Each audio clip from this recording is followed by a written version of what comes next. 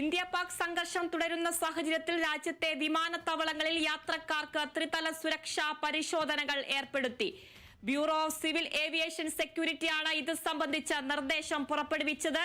ഇതേ തുടർന്ന് ദേഹപരിശോധനയും ID പരിശോധനയും കർശനമാക്കും.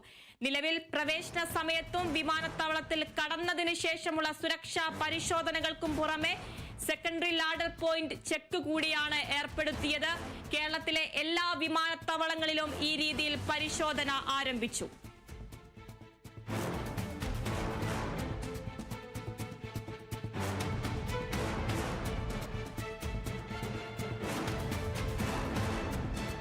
രാജ്യത്തെ വിമാനത്താവളങ്ങൾ യാത്രക്കാർക്ക് ത്രിതല സുരക്ഷാ പരിശോധനകൾ ഏർപ്പെടുത്തി. ബ്യൂറോ ഓഫ് സിവിൽ ഏവിയേഷൻ സെക്യൂരിറ്റിയാണ് ഇത് സംബന്ധിച്ച നിർദ്ദേശം പുറപ്പെടുവിച്ചത്. ഇതേ തുടർന്ന് ദേഹപരിശോധനയും ID പരിശോധനയും കർശനമാക്കും. നിലവിൽ പ്രവേശന സമയത്തും വിമാനത്താവളത്തിൽ കടന്നതിന് ശേഷമുള്ള സുരക്ഷാ പരിശോധനകൾക്കും പുറമെ സെക്കൻഡറി ലാഡർ പോയിന്റ് ചെക്ക് കൂടിയാണ് ഏർപ്പെടുത്തിയത്.